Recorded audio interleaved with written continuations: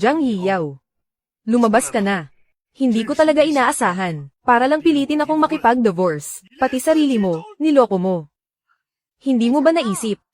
Hindi tanga ang asawa mo. Sa mga nakalipas na taon, ang ginawa ko para sa pamilyang ito, para sa mga bata at para sa'yo. Wala akong pinagsisisihan. Hindi ba pwedeng mamuhay na lang tayo ng maayos? Mamuhay kasama mo. Dati, ikaw ang campus crush. Pero tingnan mo ang sarili mo ngayon. Isa ka na lang mantika at nakakadiring. Middle-aged na lalaki. Pati kaluluwa mo, patay na. Wala nang buhay. Paano naging patay ang kaluluwa ko? Tingnan mo nga, di ba sabi mo dati, mahilig kang manood ng TV. Ngayon, ano na ang pinapanood mo? Kaya mo pang manood ng ganitong klaseng palabas. Dahil ba hindi mahigpit ang censorship? Tsaka, ano bang problema sa TV? Hindi ba pwedeng mag-relax lang? Tama na. Napag-usapan na namin ng mga besties ko. Magta-travel kami sa buong mundo. Maghahanap ng magandang lugar para mag-retire. Kaya mag-divorce na tayo. Jiang Yiyao, baliw ka ba? Hindi ba pwedeng maging maayos na lang tayo? Parang awa mo na. Sumo, pakawalan mo na ako. Sa buong buhay ko, wala pa akong hiningi sa'yo. Ngayon lang. Pakawalan mo ako, at pakawalan mo rin ang sarili mo. Mahigit 10 taon tayong magkasama. Ngayon lang umiyak at nagmakaawa sa akin si Jiang Yiyao. Para lang makipag-divorce. Sige, kung yan ang gusto mo. Salamat. Kita tayo sa Civil Affairs Bureau next Wednesday. Pero bago tayo mag-divorce, kailangan kong patunayan ang sarili ko kahit minsan. Kailangan ko bang umiwas?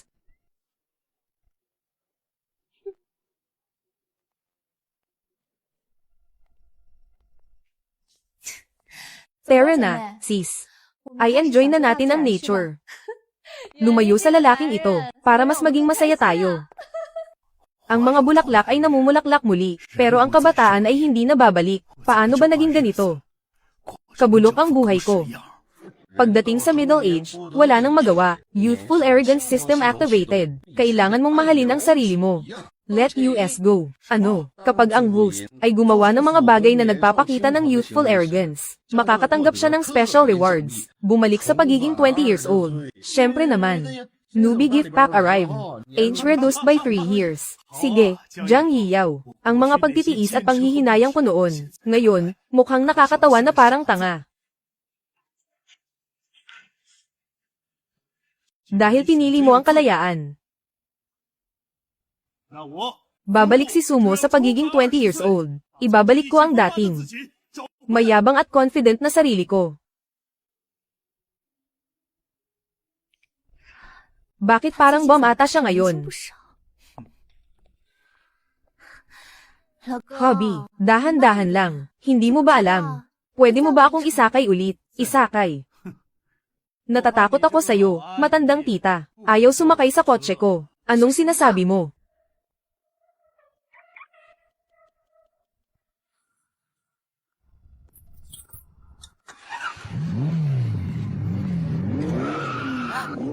Bakit ganyan ang sinasakyan mo? Nakaskirt ako ngayon. Paano ako uupo niyan? Sorry ha. Mula ngayon, mga 20 anyos na chicks na lang ang isasakay ko rito. Paulem, MS. Jiang Yiyao. Dahil atet na atet ka. Natakasan ng pamilyang ito. Ibibigay ko na sa'yo ang kalayaan mo. Hintayin mo ang araw na bumalik ako sa pagiging 20 anyos. Sana lang huwag kang magsisi. Sumo, gago ka talaga. Bakit nag-iba ka bigla pagkatapos nating mag-divorce? Sumusobra ka na, sa itsura mong yan. Paano mo pa mapapalaki ng maayos ang anak natin? Tara na, sis. Ang plano nating mag-travel the world. Kailangan na nating simulan. Kaka-divorce lang namin. Bakit parang tuwang-tuwa pa siya?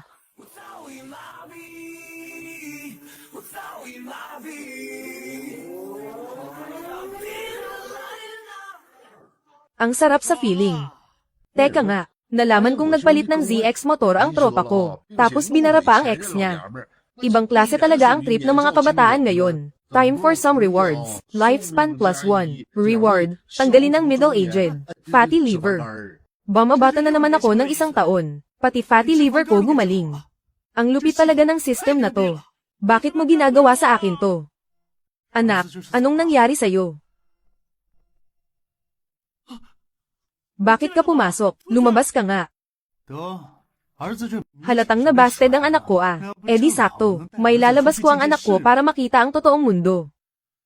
Lumabas ka. Huwag mo nga akong gwisitin dito. Mag-aaral pa ako. Labas na bilis. Ako. Sino ba ang tatay sa ating dalawa? Kalma lang. Nasaan na yung sinasabi mong pagbabago? Mukhang. Kailangan ko pa rin gamitin ang diskarte ng mga kabataan para turuan ng leksyon ang anak ko. Sorry, Kuya Shishing. Mabait kang tao. Friendzone card. Bakit na friendzone na naman ako?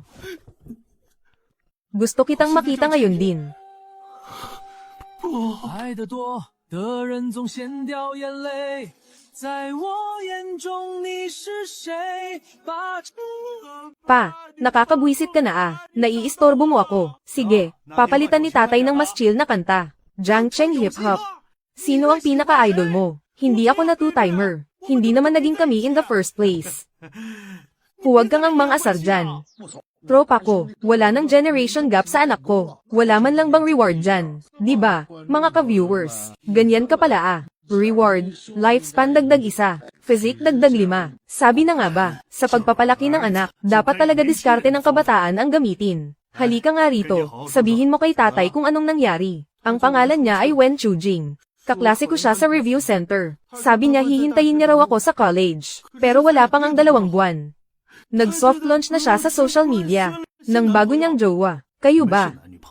Kahit na hindi niya sinabing kami na. Pero sobrang special niya sa akin eh. Pagkatapos ng exam, buong araw kaming magkasama. Hindi pa ba sapat yun? Tama na. Dahil hindi naman niya inamin na kayo na. Ibig sabihin lang niyan, pa-fall ang babaeng yan. Pinaasa ka lang niya. Pinaglalaroan lang niya ang feelings mo. Pa, hindi siya pa-fall. In-add niya ulit ako eh. Sabi pa niya, ako raw ang paborito niyang kuya sa puso niya. Hindi pa lang daw tamang panahon ngayon. Ano ba kasing nagustuhan mo sa kanya? Para hindi mo siya makalimutan ng ganito katagal. Hindi ko makalimutan ang maamo niyang mukha. May konting sex appeal sa mga mata niya. Pati na rin ang paglipad ng palda niya. Napakagaan at pino niyang kumilos. Sinubuan pa niya ako noon, nung kumakain kami. Napakasarap sa pakiramdam at hindi ko malimutan. Magmamasterol ka ba? Oo, pa. Magmamasterol nga ako. Pa, hindi mo talaga gets. Wala nang ibang babae sa mundo. Nakatulad niya. Sige, dahil hindi ka madaan sa santong dasalan, dadaanin kita sa santong papasan. Pa, anong ginagawa mo, anak? Tigil-tigilan mo na ang pagiging simp. Ipapakita ng tatay mo kung ano ang totoong paraiso. Pa, anong ginagawa mo, anak? Huwag ka nang maging simp. Ipapakita ng tatay mo kung ano ang totoong paraiso.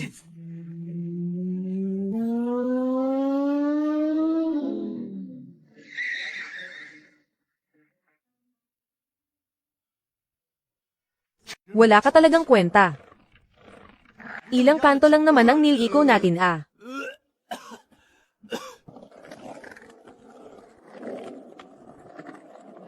Tara. Ipapa-experience sa'yo ng tatay mo ang totoong buhay, pa. Ikaw. Anong ginagawa mo? Bawal tayo rito, sabi ni Ma. Hindi ka ba takot na magalit si Ma? Dati, si Jiang Yiyaw sa akin. Grabe kung makontrol ang buhay ko. Ang mga ganitong lugar, kahit sulyap lang, pangarap na lang para sa akin. Pero ngayon, malaya na ako. Wala akong pakialam kung magalit siya. Ginagawa ko rin to para madagdagan ang experience ng anak ko sa mga babae. Ano namang nakakatakot dun? Tuturuan ka ng tatay mo ng leksyon ngayon. Ma, umuwi ka na at suwayin mo si Pa. Habang nagta-travel ka, dadalhin niya ako sa club. Jiang Yiyaw, iniwan mo ang mag-ama mo para mag-enjoy sa buhay. Kaya gagamitin ko ang sarili kong paraan para turuan ang simp nating anak. Sana kapag nalaman mo to, may gana ka pa ring magliwaliw. Boss, welcome po sa Furong Club. Dito ba? Paraiso na ba to? Bakit nanginginig ang mga binti mo? Halatang wala ka pang experience eh. Pa, umalis na lang kaya tayo. Ako, hindi ko pwedeng lokohin si Wenwen.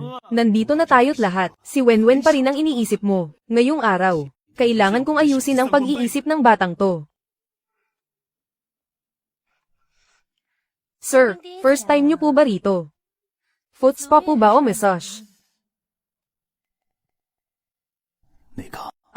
Mayroon ba kayo rito? Yung medyo inosente ang itsura. Yung kamukha ng first love.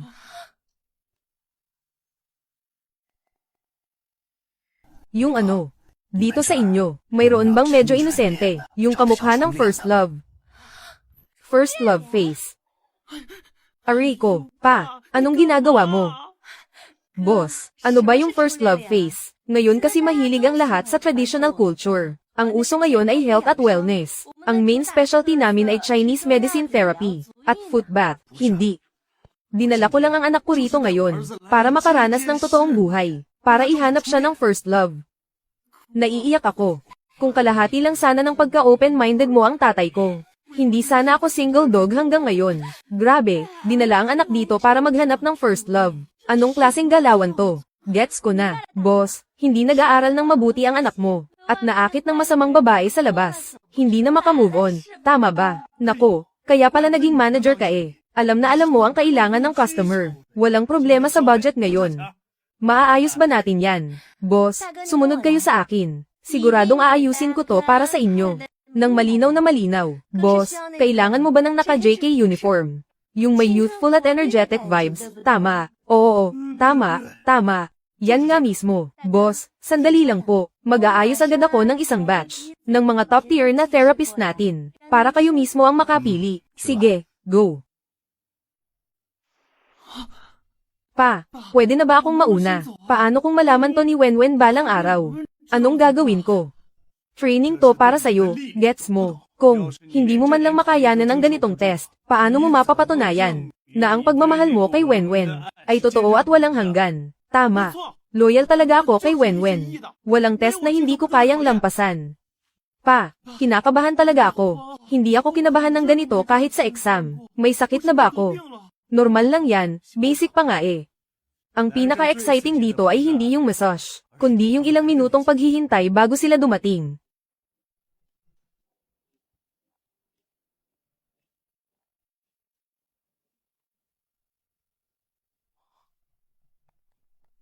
Hello po, therapist. Hello, therapist. Wala kang kwenta. Bakit hindi mo na iniisip si Wenwen ngayon? Pasok na. Magandang gabi po, VI Paz. Pa, siya na lang ang gusto ko.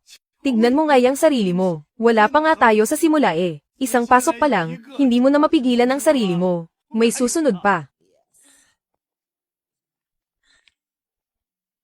Ganito na baka competitive ang industriya ngayon. Hindi naman to pagpili ng therapist eh. Manager who? Anong nangyayari dito? Bakit ang daming tao? Mahirap ba ang negosyo nyo ngayon? Bakit bakante silang lahat, boss? Hindi mo kasi alam, ang mga girls dito sa club natin, ay nasa break room kanina. Nabalitaan ko na dinala mo raw ang anak mo. Curious na curious silang lahat. Gusto nilang lahat makita. Itong gwapong bata na nabighani ng isang masamang babae. Kung anong itsura niya. Hay nako, ginagawa niyo namang unggoy sa perya ang anak ko. Hello, boss. Hello, gwapo. Ako nga pala ang therapist number 666. Specialty ko ang Thai massage. Sobrang gentle ng mga kamay ko. Magandang gabi, boss. Ako naman ang therapist number 188. Ako si Xiaowen. Magaling din akong mag-massage. Ito, masyado naman atang nakaka-excite to. Lahat ng tao rito, mas maganda pa kay Wenwen. Paano ba pumili? Mga bata lang ang pumipili. Ang mga matatanda, syempre. Mga bata lang ang pumipili. Ang mga matatanda, syempre. Ano? Pa. Ito, hindi yata tama to. Hindi pwede. Hindi mo pwedeng gawin yan. Nandito ako ngayon para turuan ang anak ko. Para itanim sa isip niya ang tamang pananaw sa pera at pag-ibig. Kung gagawin ko to, baka matuto pa ng kalokohan ang batang to. Lahat kayo magaganda at magagaling. Dahil pipili tayo ng makakasama mo. Ikaw na ang pumili. Anak, tandaan mo ang sinabi ni Pa. Sundin mo ang puso mo. Kuya, mukhang kinakabahan ka ah. Kain ka muna ng pakwan para ma-refresh ka. Sige na, please, please, please. Sige, ikaw na. Ikaw ang unang babaeng naging ganito kabait sa akin. Ikaw ang gusto ko. Itong batang to, mukhang tahimik lang sa personal. Pero ang bilis lumiskarte kapag kailangan ah. Tama na, tama na. Huwag na kayong mag-umpukan dyan. Nakapili na ang binata, labas muna kayong lahat. Oy, paano naman ako? Hindi na ako pipili, kuya. Anong alam ng mga batang yan sa pag-aasikaso? Ang tigas ng mga balikat mo, oh. Siguradong pagod ka palagi sa trabaho. Ako na ang magmamasahe sa'yo ngayong gabi. Ikaw. Marunong ka bang magmasahe? Baka gusto mo lang manood ng drama rito.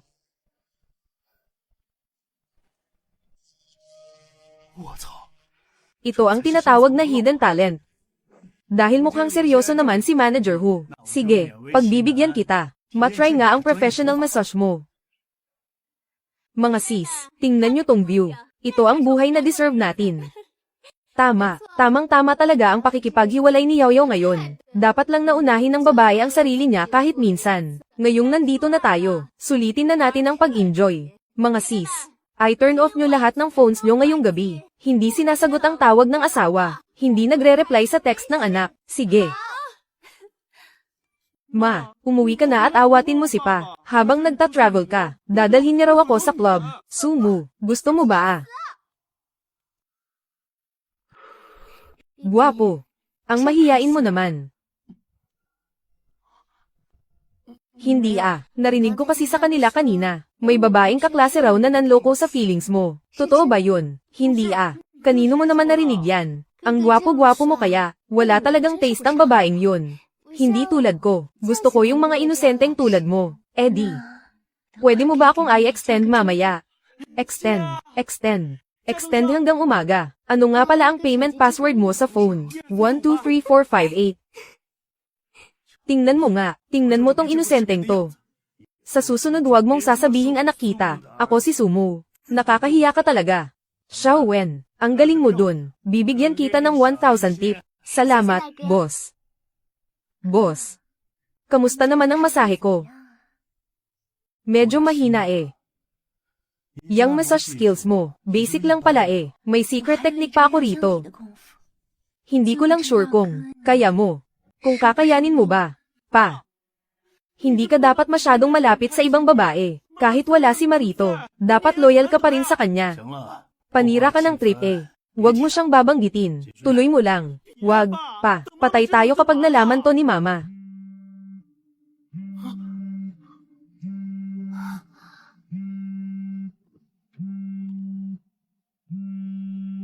Pa. Tumatawag si Mama.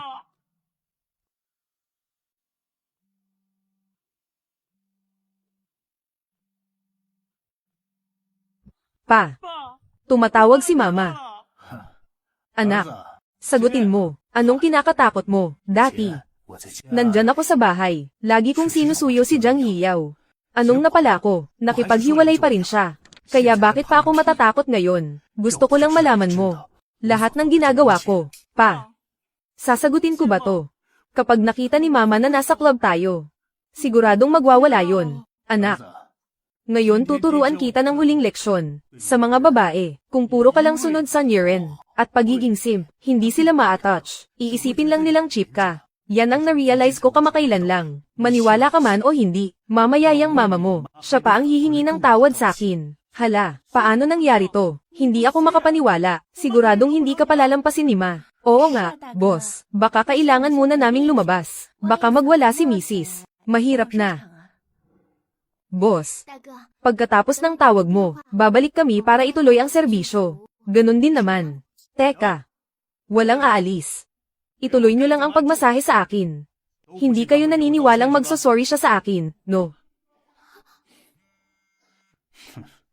Pues, manood kayong lahat dito. Tingnan nyo kung paano siya sisuko.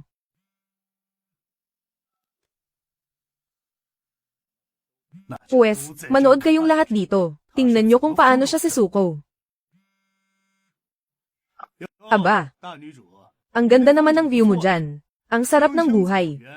Napatawag ka yata sa gitna ng kaabalahan mo. Anong kailangan mo, Sumu? Anong ginagawa mo? Anong ginagawa ko? Gaya ng nakikita mo. Dinala ko ang anak ko para magpamassage at mag-relax. Ang sarap.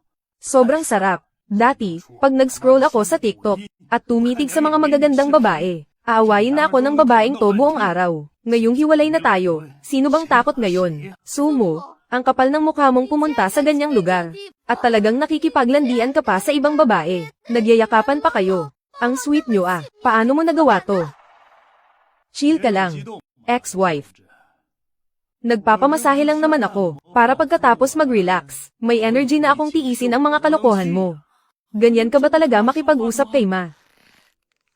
Gumaganti ka. Gumaganti ka sa akin. Dahil ba to sa hiwalayan natin? Dahil ba nag-travel ako, kaya sinasadya mong gumanti sa akin? Grabe ka naman mag-isip. Anong gumaganti? Dinala ko lang ang anak ko dito para ma-experience ang buhay. Para sa susunod, hindi na siya maloko ng mga masasamang babae dyan. Tingnan mo, ang ganda ng resulta. Ngayon, ang anak ko. Hindi na iniisip, yung wen-wen na yun. Opo, Ma. Ngayon ko lang na-realize na mali ako dati. Mas maganda si Ate Xiaowen ng 100 times kaysa kay Wen-wen. Mag-aaral na po akong mabuti, at hindi na magpapaloko sa mga masasamang babae. Kayong mga lalaki talaga, puro kalaswan lang ang nasa isip nyo. Ang babastos nyo, iuwi mo na ang anak ko ngayon din. Anong mapapala niya dyan sa lugar na yan? Ang dumi-dumi dyan. Walang matitinong babae dyan. Ma, wag mo namang pagsalitaan ng ganyan si Ate Xiaowen. Ang dumi-dumi dyan. Walang matitinong babae dyan. Ma, wag mo namang pagsalitaan ng ganyan si Ate Xiaowen. Su Shixing.